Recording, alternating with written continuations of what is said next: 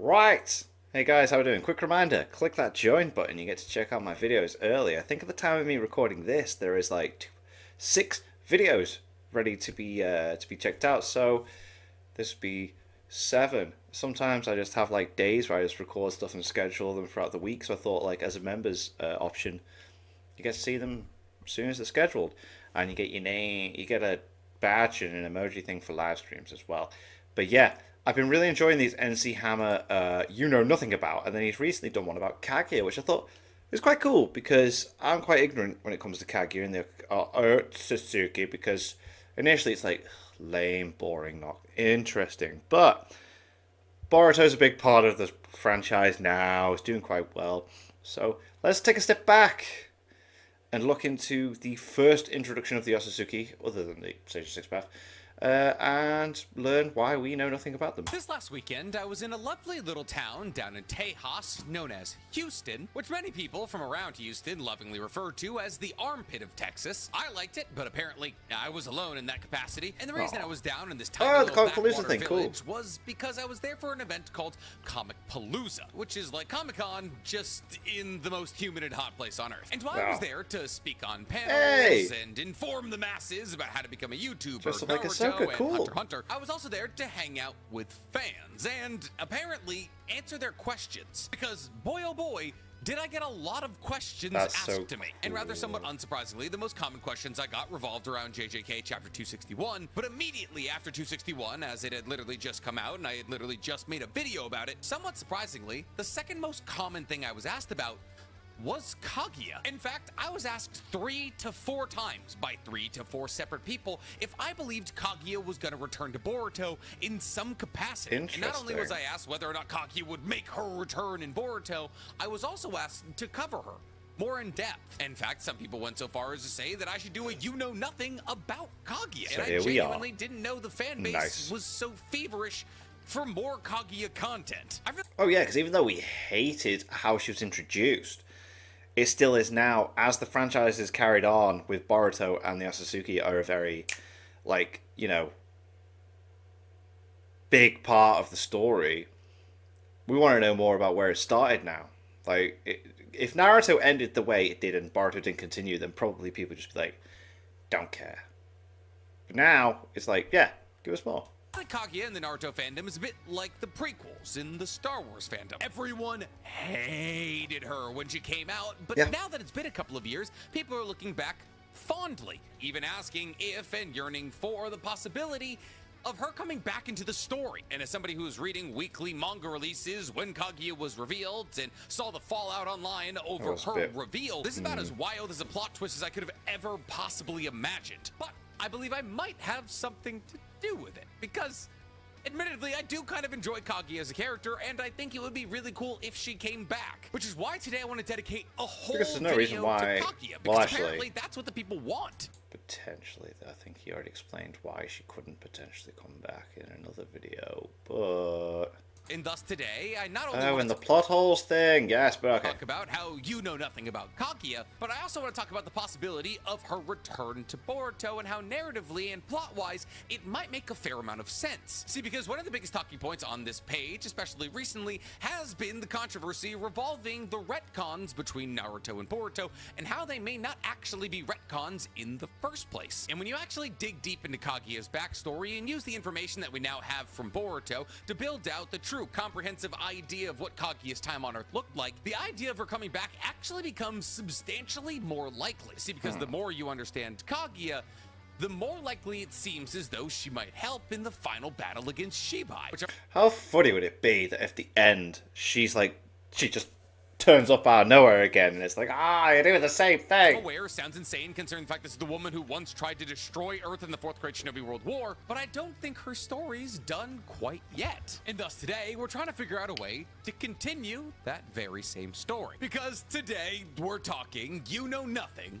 about Kaguya. Kaguya Otsutsuki, the first wielder of chakra on Earth, the mother of ninjadom as we know it today. One of the most iconic and polarizing characters in all of Naruto. Widely blamed as the character that ruined Shippuden, and now yet a character that the entirety of the fan base is yearning to have back. Which is why I think I'm right. I think I'm right. if Naruto ended the way it would, fuck Kaguya. But now that the Otsutsuki are a huge deal, so yeah, how does that let's happen? learn. And if Kaguya was to return to the fold, what would that look like? Well, before we can answer And those also, questions, sorry, just a quick one. Shout out to Top Rope Brewery. They always make nerdy stuff. They're having to close down. I am really sad. They always do cool stuff. I am drinking this, the Optimus Prime Mosaic Pale Ale. It is delicious. But they would also do really cool, like, nerdy wrestling stuff. They also did a Final Fantasy one called The One-Winged Angel, which is based on Sephiroth. Go, just type in Top Rope Brewery online and just go find them on any socials and just give them a hello. Anyway.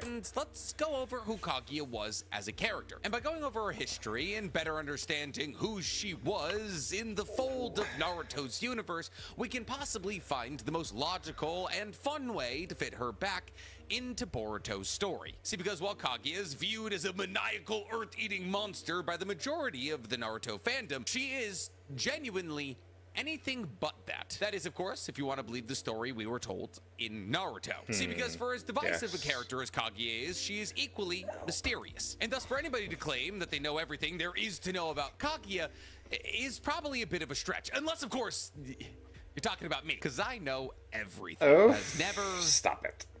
Ever been wrong. So in order to give us the best possible footing to theorize about Kaguya's possible return to Boruto, let's first crack into who she was as a character. That is to say, let's start this video off in the way that we tend to start these kinds of videos off, at the beginning. See, Kaguya's story is genuinely the first historical marker we have in the entirety of the Naruto universe's timeline. And while sure, Shibai and his lower probably came to Earth prior to Kaguya and Ishiki, we just don't know that yet. And thus when I say we're starting at the beginning, I genuinely mean we're starting at the beginning. See, 2,000 years ago, Kaguya and Ishiki were sent to Earth to cultivate a god tree, and to harvest this god tree, thus creating a chakra fruit, which she was actually supposed to present to the main family of the Otsutsuki clan. See, this is actually a piece of information that was relayed to us in an anime canon episode in Boruto, specifically episode 55. And thus it's not entirely certain if the chakra fruit that Kaguya and Ishiki were going to make on Earth was going to be given to Ishiki or back to the main branch family on whatever planet the Otsutsukis live on. However, that's not necessarily important when discussing Kaguya's history. What is important is the context of Kaguya and Ishiki's relationship. See, because as to whether or not the chakra fruit was supposed to go to Ishiki or the main branch family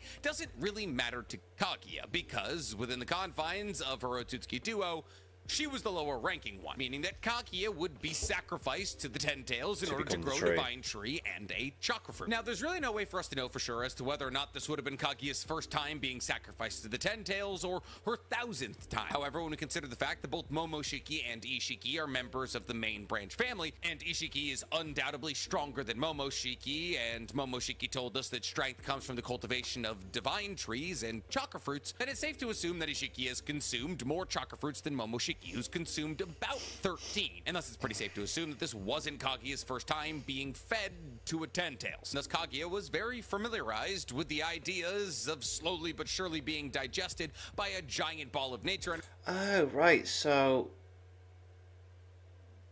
when they're sacrificed and eaten, they still have that reincarnation thing going on. Energy so somebody else can get stronger. And this is where we begin to see the first pieces of personality from Kaguya. See, because it wasn't until after Kaguya was long gone and Momoshiki and Kinshiki were introduced that we truly began to see what the dynamic looks like between a higher ranking and lower ranking Otsutsuki. See, while it was fully understood that Kinshiki would sacrifice himself to the Ten Tails that Momoshiki was trying to recreate by pulling all of the nine-tailed beasts back together, how incredibly subservient Kinshiki was to Momoshiki didn't become entirely clear until Momoshiki got put in a bind in a battle against Naruto and Sasuke and told Kinshiki to give his life to be absorbed into Momoshiki. And while there is a technical possibility that somewhere out there Kinshiki did have a karma marking on somebody, technically by being absorbed and fused with Momoshiki, Kinshiki would not only cease to exist, but would probably not reincarnate. And Kinshiki did it without a second's hesitation. And this blind loyalty from Kinshiki to Momoshiki puts Kaguya's moment of betrayal against Ishiki into even more context for us. See, this is simply just the way the Otsutsukis are supposed to function. The lower ranks are supposed to sacrifice themselves to Ten Tails and eventually become chakra fruits that the upper ranks eat until apparently the upper ranks get strong enough to become gods, at which point the lower ranks might become upper ranks. We're not entirely sure. But Kaguya, a lower ranking Otsutsuki, craved the power of the chakra fruit. She got sick of being fed to the Ten-Tails. And thus, as Kaguya Nishiki descended to Earth with the idea of creating a god tree and therefore a subsequent chakra fruit, Kaguya, instead of being fed to the Ten-Tails, betrayed Ishiki, tearing him asunder into 2 pieces and leaving him to die. Now, unfortunately for Earth and Kawaki, this didn't work, and he survived. But Kaguya did go on to consume a chakra fruit. Now, this is where things start to get a little bit hazy in terms of things either being retconned or not. See, the way that Kaguya tells this story is that a chakra fruit in a divine tree already existed on Earth before she ever got there. But she also didn't tell us about the presence of Ishiki. Now, this gets even hazier when you consider the fact that the story of Kaguya consuming the first chakra fruit technically comes from anime filler, which the majority of the fandom treats as canon because when filler builds upon the manga, doesn't contradict it, and gives us information we didn't already have, it's hard not to take that only source of information as the true source of information. Yeah. At the time, it's like, right, this is actually part of the story. Yeah. So let's go over exactly what happens in this filler arc, which tells the story of how Kaguya consumed the first chakra fruit. See, in the anime, Kaguya was discovered by the people of the land of the ancestors, which is a dumb thing to call yourself because in the current moment, it's just the land of you. Now, the villagers in the land of the ancestors were perplexed by the existence of Kaguya. 1, because she appeared to descend down from the heavens, and 2, because she doesn't look like a human. And thus, Kaguya was brought to the emperor of the land of the ancestors, Tenji. Now, Kaguya identified herself to Tenji and the rest of the ancestors in the land of ancestors as the god tree's guardian. However, Kaguya, possibly in the first ever time that we actually got a real peek into Kaguya's personality outside of her possibly ripping Ishiki in half, decided to, after meeting all these humans living in the land of ancestors, wipe their memories. And I find this really interesting. See, because while it's technically filler, Kaguya wiping the memories of all of the humans she met so that she could settle amongst them as a human is not only in line with what we're currently seeing in Boruto, but is also incredibly in line with how Kaguya reacted to seeing Naruto and Sasuke when she believed they were Hagoromo and Hamura. See, Kaguya, after wiping the minds of all of the humans in the land of ancestors, settled amongst them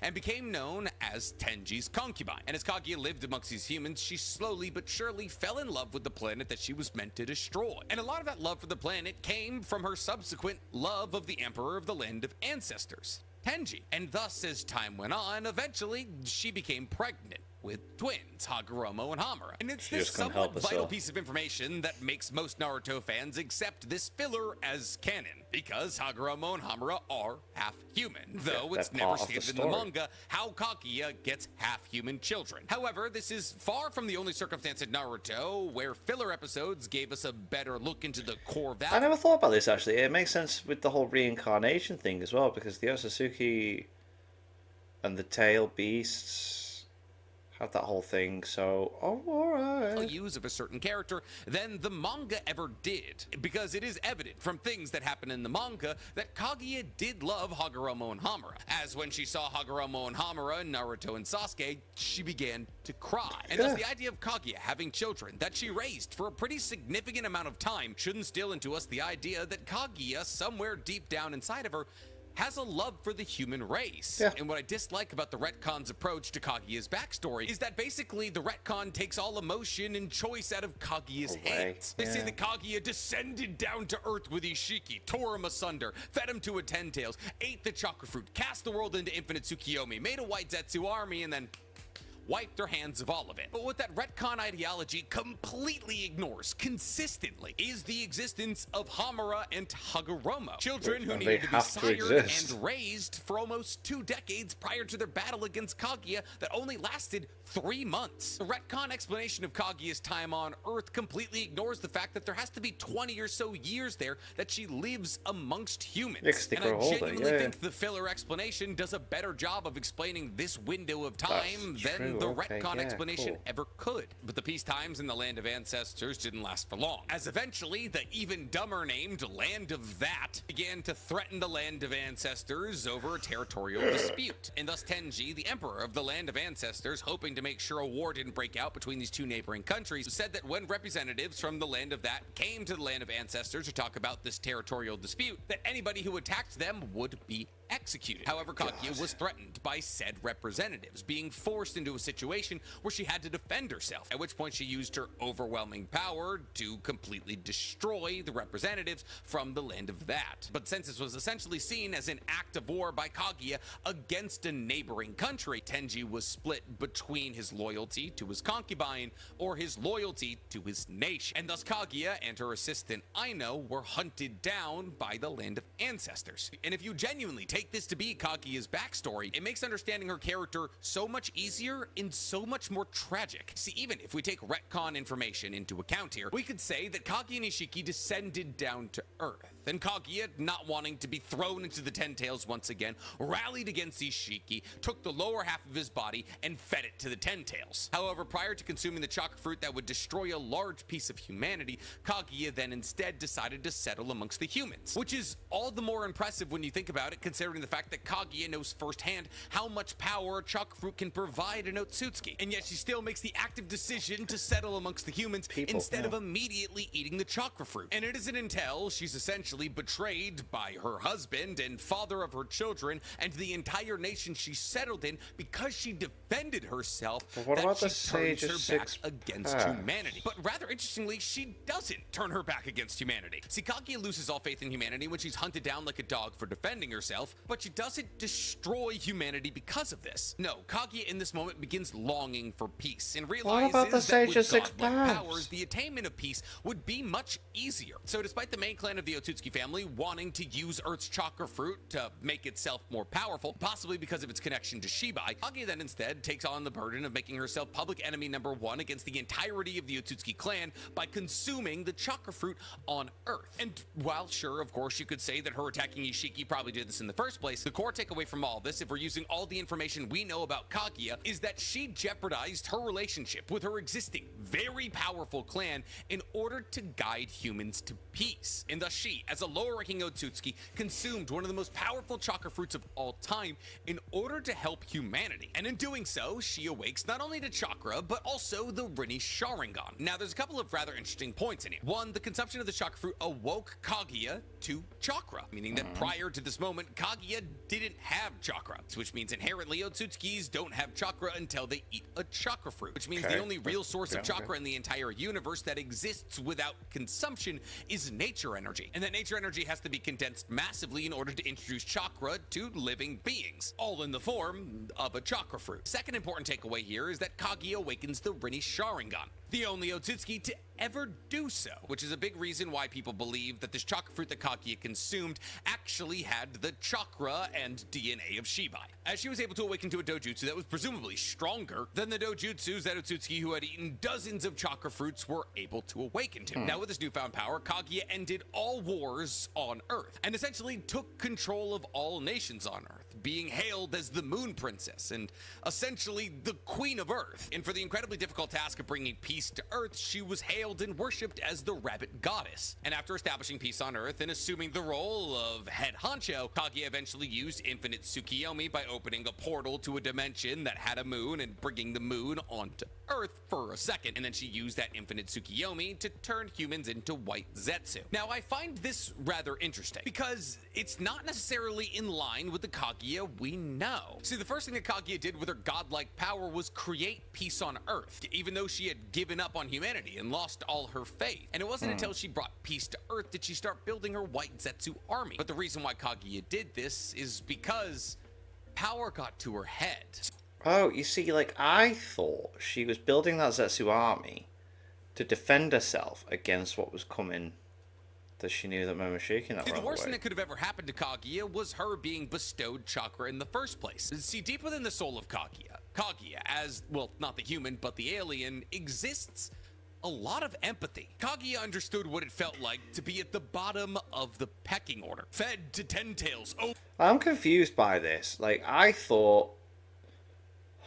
Where's the Sage 6 Path come in? Is he not an Otsutsuki? I thought he was. He created the chakra, and I thought Kaguya was with him, and then, obviously, but then he's using the Boruto retcon thing, I suppose. Oh, to bring more understanding. But then, sorry. Produced me. Oopsie. But then, the Zetsus, I thought, were made to defend against Momoshiki in that comment because they were going to be coming next, and I thought she was aware of that, like a pecking order and all that. Over and over again, simply to make Ishiki stronger. And thus when Kaguya descended down to Earth and saw all of these people that existed below her on the pecking order, she took pity on them and decided to rally against Ishiki, stop this planet from being consumed, and live amongst those she pitied. However, in a moment of desperation, being hunted down by the people she thought loved her, she took on the burden of power in the form of chakra fruit. And just as the ancient saying goes, absolute power corrupts absolutely. The reason that Kaguya enacted infant Tsukiyomi and began to build a white Zetsu army isn't because she was afraid of the Otsutsuki lying on the horizon. It was because she was afraid that those Otsutsuki would take the power she had gained from her. But the anime takes a rather interesting approach towards the creation of Kaguya's white Zetsu army. See, in the anime, Kaguya, not wanting humanity to perish, actually takes a group of humans caught in the Genjutsu and breaks them out of it, wiping their memories and allowing them to live on. Which is why humanity still exists today. That simple act of mercy. And this, while it does come from a filler episode, is genuinely the only answer we have for why humanity still exists. Because for all intents and purposes, an infinite Tsukiyomi affects everybody on Earth, and therefore the God Tree would turn everybody into a white Zetsu. And thus, technically, without this act of mercy from Kaguya, humanity wouldn't exist. Which could be a possible, really interesting speaking point if Kaguya were to ever return to the story. Because it's moments like this that show, even though Kaguya was drowning in her desire to hold on to her power, that her love of humanity still persisted. And it was actually amongst this group of humans that survived the infinite Tsukiyomi white Zetsufication that Kaguya and her now newborn twin brothers, who were the first ever people to be born with chakra, would live out the rest of, well, at least Kaguya's life. See, because while the manga does say that Kaguya enacted infinite Tsukiyomi that allowed her to build the white Zetsu army, they never talk about why she was able to still rule over humans after that. And yet in the manga, Kaguya rules by herself and often uses cruelty in order to get exactly what she needs. And thus, while still being revered too as the rabbit goddess and the ruler of Earth by humanity, humanity now treats her with more fear than they do reverence, as she's now no longer known as the rabbit goddess, but instead a demon. But that small sliver of humanity that existed within Kaguya that allowed her to love humans enough to make sure that they wouldn't perish faded as her desire to have power grew and grew. And slowly but surely, she realized that the chakra that she dispersed to her two sons, Hagoromo and Hamura, would come back to her if she killed them. Now, of course, this plan would require that she absorbs the divine tree to re-become the Ten Tails and re-assimilate with her children by killing and absorbing them, which then led to Kaguya and her twins' subsequent 3-month battle. But here's the thing, and something that very few people know, Hagoromo and Hamura didn't know they were fighting against their mother. See, they assumed that the Ten Tails was the incarnation of the God Tree, and the God Tree was trying to get its chakra back by consuming them. And thus they sealed the chakra of the Ten Tails inside of Hagoromo and used the husk of the Ten Tails, the ghetto statue, as the center of their six-bass Chibaku Tensei, thus creating the celestial body of the moon, of which Hamura would soon head to as the new leader of the Otsutsuki clan, to 1, keep the Otsutsuki clan alive, and 2, keep an eye on the ghetto statue, while Hagoromo would spend the rest of his life on Earth teaching humans ninju and how to connect through the collective unconscious. And in this way, ironically, Hagoromo embodied the ideology of his mother. See, Hagoromo walking across the earth with his godlike powers and teaching humans ninju in order to bring peace to all nations isn't actually all that different to what Kaguya wanted prior to achieving chakra. And the most interesting through line between Hagoromo and Kaguya's stories is that while both of them wanted to achieve peace for humanity, chakra destroyed those chances. See, because while chakra corrupted Kaguya's will and her want for peace on Earth, the introduction of ninju to humanity allowed them to access chakra, which then led to thousands of years of wars. And thus, ironically, neither Kaguya nor Hagoromo ever really imparted any good on Earth, though they both, with their almost limitless power, wanted to. And the reason why is chakra. And that's what's so interesting about Kaguya's story to me. See, because while Kaguya is viewed as a demonic overlord that tried to take over the world, her contributions to it probably in the long run did less damage than Hagoromo's, and yet she's so rarely humanized by the fandom. Even though in the war arc, when she thought she saw Hagoromo and Hamura, she broke down in tears. See, because Kaguya is more complex of a character than we give her credit for. She's not just some plot device to introduce the Otsutsukis. She's an alien who fell in love and had her heart broken by the tumultuous nature of humanity, and yet much in line with the core values of— Don't have an eye. Hagoromo is the sage of six paths.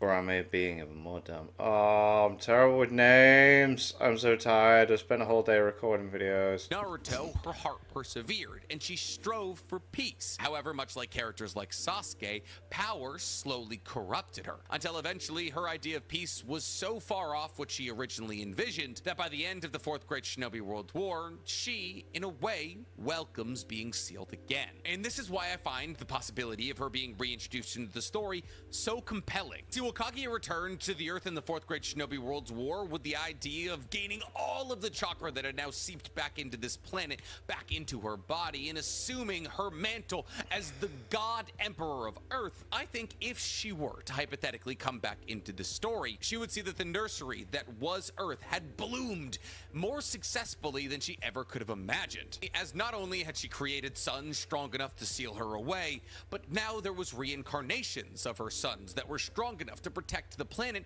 in her stead. And remember, the core of Kaguya is the will to protect the Earth, the nursery that she finds herself responsible for. And thus, if somebody else like Momoshiki or Shibai was to threaten that Earth, she, with her love of humanity and complicated history with said planet, would have a rather compelling reason to protect said Earth. However, the fourth data book does say that she's dead. But then again, the fourth data book also says that Choji's human bullet tank attack is the strongest offensive ninjutsu on Earth. And because of this, things like Kaguya's wiki will say that she's incapacitated, not dead. And I believe the concept of Kaguya's door either being open or closed, being left ambiguous, is done purposefully. Because while the story doesn't technically need her reinserting herself into it in Boruto, for her to re-arrive in the fold of Boruto, now on the side of humanity, to protect them against the war that she brought to them, but now with humans fighting on her side instead of the white Zetsu, I believe would be an incredible twist to the end of Boruto. But as to how it would happen,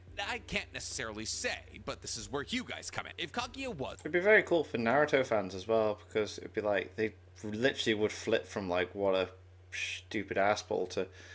Way, let's go. To be reinserted into the story, how do you think it would happen? And do you think she would fight for humanity? Tell me in the comments below. And while you guys are down there, please, for me, like this video, subscribe to the page, and hit that noti bell. Listen, I'd hit.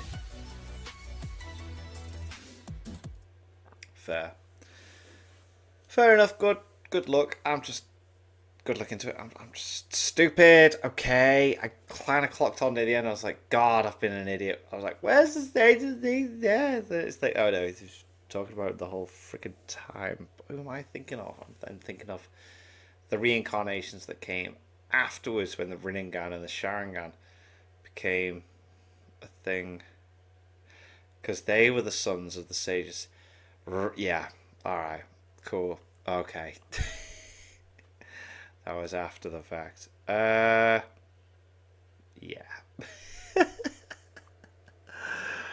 I think it's going to be funny. There's going to be so many comments of people that just leave it and then just like click off, and then they won't watch me realizing at the end right now.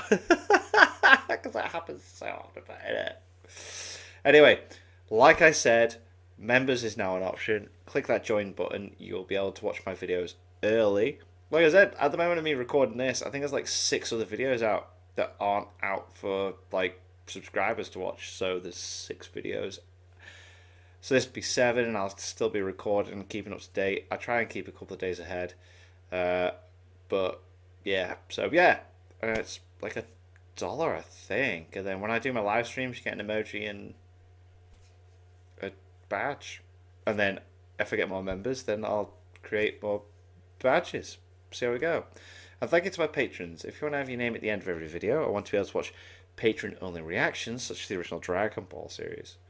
Links and description to the Patreon page. $1 a month is allowed to help support channels. Greatly appreciate. Thank you for that. Thank you all for watching. What do you guys think of that? What do you guys think of this? Click like, subscribe. If you haven't already, leave comments below. Let me know I should watch, discuss some future videos. I'll see you guys all, you guys. Later.